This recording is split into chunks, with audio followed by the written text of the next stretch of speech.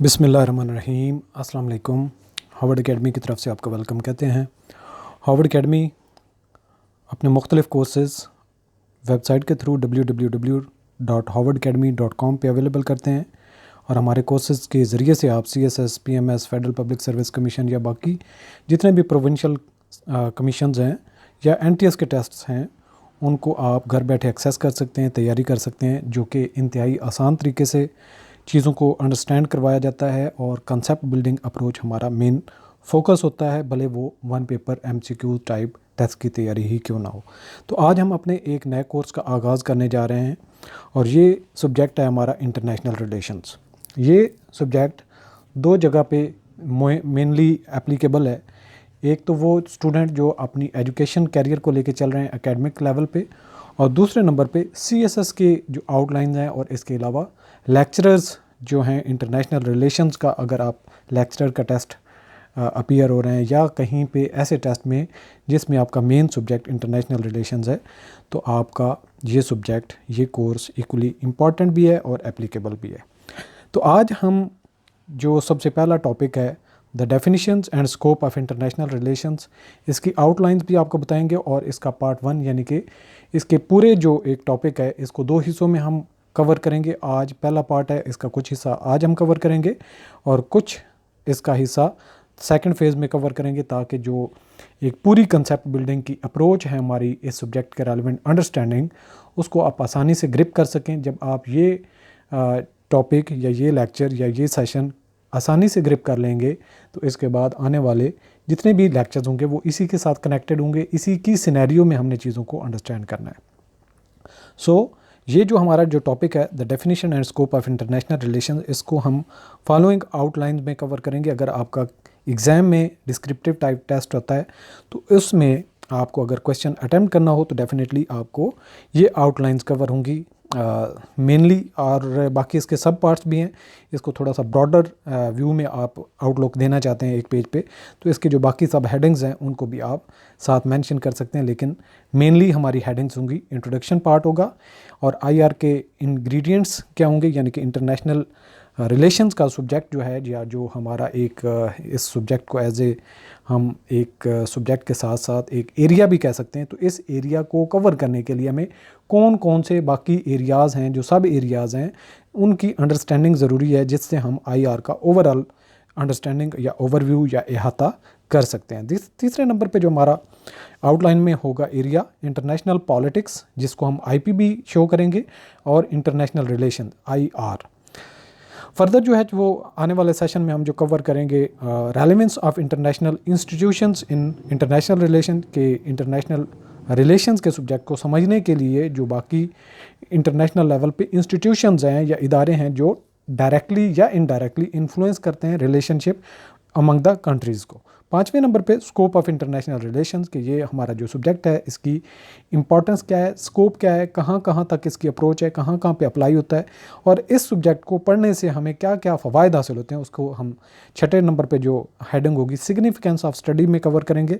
और सातवें नंबर पे कि solution through the core principle of international relation, जो दुनिया के मसाइल हैं उनको हम किस तरीके से हैंडल कर सकते हैं या किस तरीके से उनको सॉल्व कर सकते हैं, और वो कौन से उसूल हैं, जो मेन उसूल हैं इंटरनेशनल रिलेशंस के, वो हमें मुअम्मन हो सकते हैं। और फाइनली हम कंक्लूड करेंगे इस पूरे टॉपिक को कि हमने इसमें क्या सीखा और क्या कुछ हमें हासिल हुआ। इंट्रोडक्शन की तरफ चलते हैं, लेकिन इंट्रोडक्शन में डिटेल से जाने से पहले मैं आपको थोड़ा सा इसका ओवरव्यू देना चाहूँगा। आप जब भी कोई सब्जेक्ट पढ़ना शुरू करें तो अपने इर्द गिर्द की चीज़ों पे फोकस करें, अपनी एक अंडरस्टैंडिंग बनाएं, एक बैकग्राउंड बनाएं, जिसको लेके आप चलते जाएं और चीज़ों को लिंक अप करते जाएं।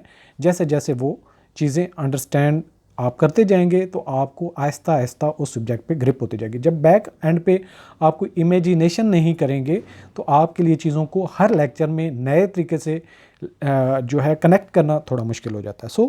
अगर हम इंटरनेशनल रिलेशंस की बात करें तो आप सिर्फ़ और सिर्फ अपनी ज़ात को देखें। जब हम एक इंसान वो पैदा होता है और उसकी ज़रूरियात होती हैं, डेफिनेटली उसकी केयर करने वाले लोग होते हैं पेरेंट्स की शक्ल में, और उसके रिलेटिव्स होते हैं बहन भाइयों की शक्ल में, और फिर उसका अहाता बढ़ता जाता है, यानी कि उसके हमसाए, उसके मोहल्ले वाले, उसके गली के और नेक्स्ट गली वाले, फिर इस तरीके से पूरा मोहल्ला हो जाता है। फिर जब हम उस रिलेशनशिप को बढ़ाते हैं तो सम टाइम ऐसा भी आता है कि जब हमारे ताल्लुकात बढ़ना शुरू होते हैं तो हम अपने मोहल्ले से बढ़ के अगले दूसरे मोहल्ले तक हमारी कनेक्टिविटी हो जाती है। फिर ऐसा भी होता है कि हम जब स्कूल कॉलेज में जाते हैं तो फिर जहाँ के स्टूडेंट्स हमें मिलते हैं तो हो सकता है कि हम गांव के लोग भी और उसके शहर के लोग जितने भी होते हैं वो भी हमारे साथ कनेक्ट होते हैं। फिर हम यूनिवर्सिटी में जाते हैं तो यूनिवर्सिटी में कई सारे शहरों से लोग आए होते हैं, तो फिर हमारा जो ताल्लुक़ है, जो वास्ता है, जो ताल्लुकात यानी कि रिलेशनशिप है, वो बढ़ना शुरू हो जाता है। और ऐसा भी टाइम आता है, लेट्स सपोज आप फैसलाबाद के किसी यूनिवर्सिटी में पढ़ रहे हैं या फिर आप इस्लामाबाद में किसी यूनिवर्सिटी में पढ़ रहे हैं, तो आपके दोस्त रावलपिंडी से भी होंगे, फैसलाबाद से भी होंगे, कराची के भी कोई जानने वाले होंगे, कश्मीर के भी होंगे। इस तरीके से आपके ताल्लुकात बढ़ना शुरू हो जाते हैं। और जब आपको ज़रूरत की बात आती है तो अपनी ज़रूरियात आप ख़ुद नहीं पैदा कर सकते। शुरू में आपको अपनी वालदा, अपनी माँ, उसके ऊपर इन्हिसार करना पड़ता है। लेटर ऑन जब आप जो अपनी ज़रूरियात हैं, अपनी ग़िज़ाइयत है, उसके लिए अपने दूसरी चीज़ों पे इन्हिसार करते हैं, जो आपको फ़ीड करने का मामला होता है, तो वो आपके वालिद का भी उसमें हाथ शामिल हो जाता है। आप शुरू में ज़्यादा डिपेंडेंट होते हैं, बाद में आप इंडिपेंडेंट हासिल करते हैं, यानी कि अपनी ग़िज़ाइयत में, अपने रहन सहन में, अपने लिबास में, अपने फ़ैसला करने में। तो आपको आहिस्ता आहिस्ता फिर अपनी पर्सनैलिटी का पता चलता है। आप उसको बेहतर करने के लिए आप पावर गेन करने की कोशिश करते हैं कि मेरी भी बात सुनी जाए, मेरी भी बात मानी जाए। उसके लिए आप एजुकेशन भी हासिल करते हैं, आप अपने माइंड को भी यूज़ करना चाहते हैं। जब 2-4 दोस्तों में आप बैठते हैं तो वो जब बात हो रही होती तो आप चाहते हैं कि मैं भी एक पार्टिसिपेशन डिस्कशन में ऐसी करूं, या जो कोई मसला है उसके ऊपर अपनी राय देने की बात आती है तो मैं भी ऐसी राय दूं कि मेरी भी बात सुनी जाए, मानी जाए। आप जो है वो ताल्लुकात बढ़ाते हैं। फिर इस तरीके से एक इंडिविजुअल जो है वो बहुत सारे काम नहीं कर सकता। लेट्स सपोज आप डॉक्टर हो जाते हैं तो आपको पहनने के लिए शूज़, कपड़े, आपको जो अपनी ड्रेसिंग, अपने हेयर कट, अपनी मामूलात ज़िंदगी, आपको अपने जो सुकून के लिए या जो आसाइशात हैं उनके लिए गाड़ी, अपना बेड, अपना टीवी, ये सारी चीज़ों की ज़रूरत पड़ती है, जो कि बनाने वाली मुख्तलिफ़ लोग होते हैं, मुख्तलिफ़ कंपनीज़ होती हैं। आप इंडिपेंडेंट नहीं होते, आपको दूसरे लोगों पे इन्हसार करना पड़ता है। आप जो सर्विसेज दूसरों को देते हैं उसके बदले में आपकी जो सर्विसेज से एक्स्ट्रा आपके पास मनी आता है, तो जो दूसरे सर्विसेज दे रहे हैं वो बाय करना शुरू कर देते हैं।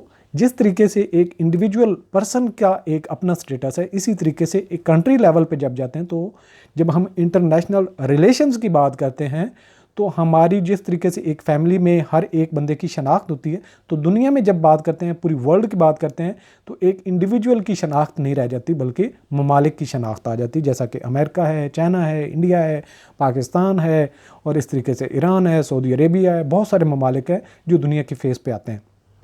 हर कंट्री अपना एक रोल अदा करता है कि दुनिया कैसे अपनी ज़िंदगी जी रही है, या दुनिया किस तरीके से अपने आप को सर्वाइव कर रही है। तो कंट्री लेवल पे रिलेशनशिप आ जाता है। जैसा कि कंपैरिजन मैंने एक यूनिट लेवल पे एक पर्सन के साथ किया, इस तरीके से जब आप मूव करते हैं तो कंट्री लेवल पे उसके कंट्री भी इंडिपेंडेंट नहीं हो सकता। कहीं पे जो फ्यूल होता है वो प्रोड्यूस होता है और दूसरा पानी नहीं अवेलेबल होता, ग़िज़ाइयत नहीं होती, तो उनको क्या है कि जो उसके पास वाफिर मिकदार में रिसोर्सेज होते हैं वो सेल करता है दूसरे कंट्रीज़ को, और उसके बदले में जो दूसरे कंट्री के पास चीज़ें अवेलेबल होती हैं वो उस पैसा जो उसके पास रिसोर्सेज अवेलेबल होते हैं सेल करने से वो पैसा कमाता है, उनसे वो बाकी चीज़ें परचेज़ करता है। इस तरीके से ममालिक आपस में एक दूसरे से लिंक अप होते हैं। इवन के वेपन भी परचेज़ किए जाते हैं, खुराक, गंदम, चावल और बहुत सारी चीज़ें खरीदी जाती है, कपड़ा ख़रीदा जाता है, और बहुत सारी चीज़ें लग्जरी लाइफ की होती हैं जो इवन के डेवलप कंट्रीज़ से डेवलपिंग कंट्रीज़ की तरफ मूव होती हैं, और डेवलपिंग कंट्रीज़ से जो रॉ मटेरियल की फॉर्म में डेवलप कंट्रीज़ की तरफ चीज़ें मूव करती हैं। तो दोनों एक तरह से इंटरडिपेंडेंस हो जाते हैं। जब हम कंट्री की बात करते हैं तो वो भी एक इंडिविजुअल की तरह खुद से सर्वाइव नहीं कर सकता। जब वो खुद से सर्वाइव नहीं कर सकता तो दूसरों पे डिपेंड करना पड़ता है। उसको सम टाइम प्रोटेक्शन की ज़रूरत होती है, कोई ताकतवर हमसाया मुल्क उस पर चढ़ाई ना कर दे तो उसको दूसरे किसी ताकतवर मुल्क के सहारा चाहिए होता है, जैसा कि नेटो, और इसी तरीके से जो वार्सा का एक पैक्ट था जो रशिया का था, जब बाइपोलर सिस्टम था, यानी कि रशिया एक तरफ पावरफुल कंट्री था, दूसरी तरफ यूएसए था, तो रशिया की इन्वेशन से बचने के लिए लोग अमेरिका का सहारा लेते थे और अमेरिका के इन्वेशन से बचने के लिए रशिया का सहारा लेते थे। तो लोग जो हैं या कंट्रीज जो हैं उन्होंने सहारा लेना शुरू कर दिया। फिर आहिस्ता आहिस्ता क्या हुआ, यूएसएसआर जो है वो ख़त्म हो गया, यूनाइटेड स्टेट्स ऑफ रशियन जो है वो ख़त्म हुई। फिर उसके बाद अमेरिका सुपर पावर हो गया, यानी कि सोरली उसके डिसीजंस होते थे, जिस पे दिल करता है पाबंदी लगा दे, जिस पे दिल करता है पाबंदी हटा दे, तो उसकी मोनोपोली होगी। फिर जो है अब आहिस्ता आहिस्ता जो बाकी वर्ल्ड पावर्स हैं वो भी राइज़ हो रही हैं, वो भी इकोनॉमिक लिहाज से इंडिपेंडेंस हासिल करते जा रहे हैं। इवन के इकोनॉमी की इंडिपेंडेंस के लिए वो अपना असला भी बेचते हैं। चाइना को देख लें, जर्मनी को देख लें, अपने रशिया को देख लें, अपने अमेरिका को देख लें, तो हर ममालिक अपनी इकोनॉमी को स्ट्रॉन्ग करने के लिए, इन्फ्लुएंस करने के लिए बाकी दुनिया के ऊपर वो अपनी जो इकोनॉमी है उसको मजबूत करना शुरू कर दिया। और इससे पहले इकोनॉमी पे जब ज़्यादा फोकस नहीं था, टेक्नोलॉजी पे फोकस ज़्यादा था, वेपन पे ज़्यादा फोकस था, तो तब एडवांस वेपन सेल नहीं किए जाते थे। अब वेपन से हट के लोग इकोनॉमिक वार ज़्यादा शुरू हुई है, और जो कंट्री इकोनॉमिक लिहाज से ज़्यादा पावरफुल है उसको दूसरों से बेहतर समझा जाता है और दूसरे कंट्रीज़ उसके साथ लिंक करने की कोशिश करते हैं। सो हमने जितनी भी एक डिस्कशन की, इसमें एक चीज़ समझ आती है कि इंटरनेशनल रिलेशन जब एज अ सब्जेक्ट हम कवर करते हैं तो हम देखते हैं कि वो कौन सी मजबूरियां हैं जिनसे हमारे मफादात जुड़े हुए हैं। हमारा का मतलब एक कंट्री लेवल पे मफादात की खातिर भी दूसरे ममालिक से ताल्लुकात रखे जाते हैं, और दूसरे ममालिक से बात इस तरह से भी ताल्लुकात रखे जाते हैं कि किसी मुल्क से ख़तरा हो, उस ख़तरे से निमटने के लिए, बचने के लिए भी हमें ताकतवर ममालिक का सहारे की ज़रूरत होती है। जैसा कि पाकिस्तान समटाइम डिसाइड करने की कोशिश करता है कि हमें चाइना की ज़रूरत है या अमेरिका की, हमें कहाँ पे रिस्क है, कहाँ पे थ्रेट है। तो इस तरह से समटाइम ममालिक जो हैं वो अपनी पावर गेन करने के लिए ताल्लुकात हासिल करते हैं। जैसा कि अमेरिका है वो मुख्तलिफ ममालिक से ताल्लुकात अच्छे रखने की कोशिश करता है, और चाइना भी कि वो पावर हासिल करे। समटाइम वो थ्रेट फील करता है तो ताल्लुकात रखने की कोशिश करता है। तब ममालिक आ जाते हैं जो कमज़ोर ममालिक होते हैं, और जब इंटरेस्ट की बात आती तो अपने इकॉनमी को बेहतर करने के लिए, स्ट्रॉन्ग करने के लिए दूसरे ममालिक से ताल्लुकात रखे जाते। तो वजूहात 3 का हमने जिक्र किया, और भी छोटी छोटी वजूहात हो सकती हैं, यानी कि हिस्ट्री का रोल हो सकता है। जब इस्लामिक ममालिक की बात आती है तो दूसरे ममालिक जो इस्लामिक कंट्रीज़ होते हैं उनको ब्रदर कंट्री तस्वुर किया जाता है, और इसी तरीके से जो बाकी कम्युनिज़म के और सोशलिस्ट की एक डिवीज़न है उसकी बेसिस पे भी कंट्रीज़ जो हैं वो आपस में ताल्लुकात रखते हैं। तो ताल्लुकात रखने की मुख्तलिफ वजूहात हो सकती हैं। जब ममालिक मुख्तलिफ वजूहात की वजह से दूसरे ममालिक के साथ ताल्लुकात बनाते हैं तो इसको जब हम स्टडी करते हैं तो ये इंटरनेशनल रिलेशंस आता है। सो जितनी हमने कहानी बनाई, जो चीज़ों को अंडरस्टैंड किया, इसको जब आप लेके चलेंगे तो हमारा ये टॉपिक अंडरस्टैंडिंग के लिए काफ़ी होगा। बाकी चीज़ों को चलते जाते हैं, समझते जाते हैं, और चीज़ों को आपने ग्रिप करने की कोशिश करें। तो इंट्रोडक्शन की बात आती है, the study of international relations is not a science. इसको साइंस हम नहीं कह सकते, क्योंकि ये सोसाइटीज़ यानी कि मुआशरों का मुताला है कि एक कंट्री के अंदर मुआशरा जो उसका है वो किस तरीके से दूसरों के साथ लिंक अप करता है, कैसे रिलेशंस बनाता है। सो हम इसको ये नहीं कह सकते कि ये जिस तरह फिजिकल साइंसेज होती है, बल्कि ये एक सोशल साइंस है जिसमें सोसाइटी के ताल्लुकात बनाने की चीज़ों को, वजूहात को, नताइज को देखते हुए पढ़ा जाता है। With which we solve the problems of international life, यानी कि ये वो नहीं है कि जिसमें इंटरनेशनल लाइफ के जो मसाइल हैं उसको हम सॉल्व करने की कोशिश नहीं करते, बल्कि at its best it is an objective and systematic approach to those problem, कि वो मसाइल हैं क्या, उन तक अप्रोच हासिल करने के लिए हम इंटरनेशनल रिलेशंस का सहारा लेते हैं। और ये डेफिनेशन जो की थी ये पाल्मर और पेरकिंस ने की थी। ये उनकी जो है वो जो इंटरनेशनल रिलेशंस की जिसने जेरोमी बेंथम था उसकी ये पिक्चर है, उसने डिफ़ाइन किया था। The term international relation was used by Jeremy Bentham in the later 18th century with regards to laws of nations. इसने क्या कहा था? Laws of nation. और ये वो पहला शख्स था जिसने इंटरनेशनल रिलेशंस का वर्ड यूज़ किया था, और इसका नाम क्या है? Jeremy Bentham. A restricted scope of IR, यानी कि IR के अगर स्कोप की बात करें तो the official relations conducted by the authorised leaders of the state, यानी कि मुख्तलिफ ममालिक के जो लीडर्स होते हैं, जिनको आप ये कह सकते हैं बादशाह भी बनाया जाता है, यानी कि किंगडम का भी उसके पास होता है, सुल्तान का भी उसके पास टाइटल हो सकता है, प्राइम मिनिस्टर का भी हो सकता है, प्रेसिडेंट का, जो भी टाइटल हो वो ऑथराइज लीडर होता है। और वो किस तरीके से दूसरे ममालिक के साथ ऑफिशियल लेवल पे ताल्लुकात बनाता है, इसको हम IR में स्टडी करते हैं। तो दुनिया के अंदर मुख्तलिफ ममालिक हैं और सोसाइटीज़ पे वो कंटेन करता है। सोसाइटीज़ आपस में ताल्लुकात बनाती हैं, और जब सोसाइटीज़ एक दूसरे से ताल्लुकात बनाती हैं तो ये ममालिक लेवल पे आ जाता है, कंट्री लेवल पे आ जाता है, तभी हम इसको इंटरनेशनल रिलेशंस कहते हैं। From the broader perspective, IR may refer to all forms of interaction between members of separate societies. यानी कि जब इंटरनेशनल रिलेशंस की बात करते हैं तो ये इंटरेक्शन है मुख्तलिफ ममालिक का, और मुख्तलिफ ममालिक में कंट्री लेवल पे मेंबर्स हो जाते हैं, और वो हर एक की अलग से सोसाइटी है जिससे वो जुड़े होते हैं किसी वजह से, वेदर गवर्नमेंट स्पॉन्सर्ड और नॉट। समटाइम ये है कि कंट्री लेवल पे स्पॉन्सर नहीं भी किया जाता और लोगों के ताल्लुकात होते हैं। अब ईरान और पाकिस्तान की बात करें तो कंट्री लेवल पे इतना इनके ताल्लुकात को नहीं बढ़ाया जाता, लेकिन जब सोसाइटी की बात आती है तो सोसाइटीज़ जो हैं वो फोकस करती हैं और एक दूसरे से ताल्लुकात बना लेती हैं। होफमैन ने डिफाइन किया, IR is concern with the factors and activities which affect the external policies. ये कुछ फैक्टर्स भी होते हैं और कुछ एक्टिविटीज़ होती हैं। अब अगर हम ईरान की और पाकिस्तान की बात करें तो जो शिया कम्युनिटी है उसका एक दूसरे से ज़्यादा ताल्लुक़ इस वजह से हो जाता है कि उनका ये एक बड़ा फैक्टर है जो मजहबी लिहाज से, कि वो एक दूसरे को अकीदे को ज़्यादा सपोर्ट करते हैं, तो इसलिए वो वजूहत हो जाती हैं कंट्री लेवल पे, भले उसको स्पॉन्सर ना भी किया जाए तो ये कुछ फैक्टर्स आ जाती हैं या कुछ ऐसी एक्टिविटीज़ आ जाती हैं। कुछ लोग जो ईरान की तरफ जाते हैं वो ज़ियारतें करने के लिए, तो उनके वो एक्टिविटीज़ होती हैं जो आपस में कनेक्ट करती हैं। And the powers of the basic units into which the world is divided. यानी कि अगर वर्ल्ड को डिवाइड किया जाए और उसमें जितने भी ममालिक हैं, नियर अबाउट 200 जो हैं, वो उनकी कुछ ना कुछ वजूहात हैं जिससे कुछ ममालिक एक दूसरे के ख़िलाफ़ हैं, कुछ एक दूसरे से जुड़े हुए हैं, और हर एक कंट्री को हम यूनिट लेवल पे स्टडी करते हैं। तो इंटरनेशनल ट्रेड भी उसमें एक फोकस होता है, यानी कि इंपोर्ट की जाती हैं चीज़ों को एक्सपोर्ट किया जाता है। इस तरीके से पॉलिटिकल प्रोसेसेस होते हैं मुख्तलिफ कंट्रीज़ के, जो एक दूसरे से प्रोसेसेस मिलते जुलते हैं तो उनके ताल्लुकात भी मिल जाते हैं। इसी तरीके से इंटरनेशनल ट्रेड की जब बात आती है तो जिन ममालिक को जिस चीज़ की ज़रूरत होती है दूसरे मुल्क के साथ, तो कोई और भी वजूहत हो सकती है, उनके इंटरनेशनल ट्रेड एग्रीमेंट भी हो सकते हैं, उनकी वजह से भी वो आपस में एक दूसरे से जुड़ जाते हैं। The study of IR includes analysis of foreign policies. जब हम IR की बात करते हैं तो इसमें क्या क्या चीज़ है, फॉरेन पॉलिसीज़ यानी कि खारजा उमूर के मुतालिक जो भी एक कंट्री की पॉलिसी है, इसके अलावा पॉलिटिकल प्रोसेसेस उसके क्या हैं बिटवीन नेशंस, दो ममालिक के दरमियान, and also focuses on international trade, यानी कि इंटरनेशनल ट्रेड और सिविल सोसाइटी के जो इंटरेक्शंस हैं ये भी इंपॉर्टेंट होते हैं और बहुत रोल अदा करते हैं इंटरनेशनल रिलेशंस के अंदर। तो जो इस तरीके से इंपॉर्टेंट इंटरनेशनल ऑर्गेनाइजेशंस हैं, जो यानी कि UNO की बात करते हैं तो उसमें बहुत सारे ममालिक उसके मेंबर कंट्रीज़ हैं। जो मेंबर कंट्रीज़ होंगे तो उनकी कुछ एक चार्टर है जिसके मुताबिक सारे कंट्रीज़ को आपस में एक दूसरे से तामुन करना पड़ता है।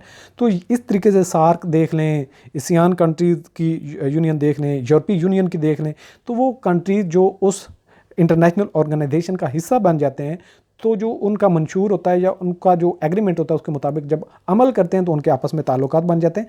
तो जब हम ताल्लुकात की बात करते हैं, इंटरनेशनल रिलेशंस की बात करते हैं, तो जो इसी तरीके से इंटरनेशनल ऑर्गेनाइजेशंस हैं उनका भी बड़ा रोल होता है। सो अगर हम कहें कि इंटरनेशनल रिलेशंस के अंदर क्या क्या चीज़ों को मुताला किया जाता है, किस किस चीज़ के ऊपर बात की जाती है, या हम बात करें कि इंटरनेशनल रिलेशंस का हम सब्जेक्ट पढ़ रहे हैं, तो इस सब्जेक्ट के फर्दर कौन कौन से हिस्से हैं, कौन कौन से वो एरियाज़ हैं जिसको हमें फोकस करना पड़ता है। The nature and principal forces of international organisation, कि इंटरनेशनल ऑर्गेनाइजेशन वजूद में कैसे आती हैं, उनकी फोर्सेस क्या हैं, उनके उसूल क्या हैं। सो एक ये एरिया आ जाता है। दूसरे नंबर पर यह है कि the political, social, economic organisation of political life, psychological, social, political science, economics aspects are considered in order to understand what is happening। कि ये वो एरियाज़ हैं जिनको समझना बहुत ज़रूरी होता है, जिससे हम दुनिया के मंजरनामा या मंजर आमा जो है, या जो एक दुनिया की एक स्क्रीन है या उसके ऊपर क्या क्या हैपनिंग्स हो रही हैं,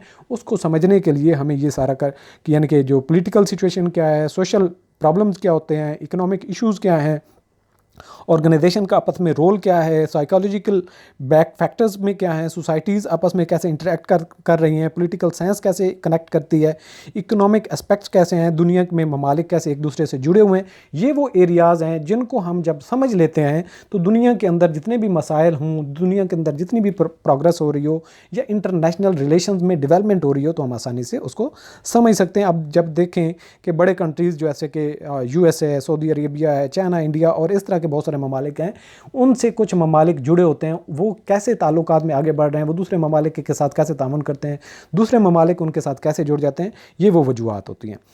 थर्ड नंबर पे elements of national power, political dynamics, every nation is interested in other countries political condition, कि उसकी फेवरेबल कंडीशंस होंगी तो वो उससे ताल्लुकात बनेंगे। सम टाइम ऐसी कंडीशंस होती हैं जो दीनी लिहाज से, मजहबी लिहाज से या फिर पॉलिटिकल लिहाज से वहाँ से उससे मैच नहीं करती, तो वो ममालिक आपस में ताल्लुकात नहीं बना पाते। जहाँ पे डेमोक्रेसी होगी तो डेमोक्रेटिक कंट्रीज़ जो हैं वो आपस में ताल्लुकात बनाएंगे। इसी तरीके से जो कम्युनिज़म है या जो सोशलिज़म है, उसकी जो फेवर में जो कंट्रीज़ होते हैं उनके आपस में ताल्लुकात बन जाते हैं। सो ये हम कह सकते हैं कि कंट्री की पॉलिटिकल कंडीशन जो होती हैं वो फेवरेबल या अनफेवरेबल बनाती हैं किसी दूसरे मुल्क के लिए कि उससे ताल्लुकात किस नोयत के होंगे। इसी तरीके से अगर हम वर्ल्ड पावर की बात करें तो वर्ल्ड पावर भी कोशिश करती है कि हम पावरफुल रहें ताकि दुनिया को मैनिपुलेट कर सकें और उनसे फ़वायद हासिल कर सकें।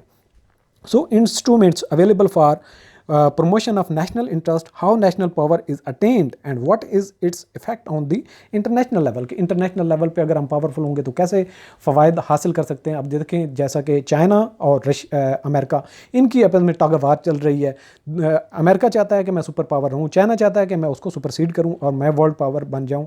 तो इस तरीके से ममालिक की कोशिश होती है कि वो दूसरे ममालिक को इन्फ्लुएंस करें और उनके अंदर जितनी इकोनॉमिक डेवलपमेंट होती है उससे कुछ फ़ायदा अपने मुल्क के लिए हासिल करें और वो तेज़ी से तरक्की करें। अपने ममालिक, अपने जो रहने वाले लोग हैं उनकी तरक्की के लिए, उनके रहन सहन के लिए, उनकी इकोनॉमिक, सोशल और हर लिहाज से जो लाइफ है उसको बेहतर करने के लिए रिसोर्सेज की फरावानी उसके पास हो। वो कैसे हो सकता है? जब वो पावर हासिल करते हैं।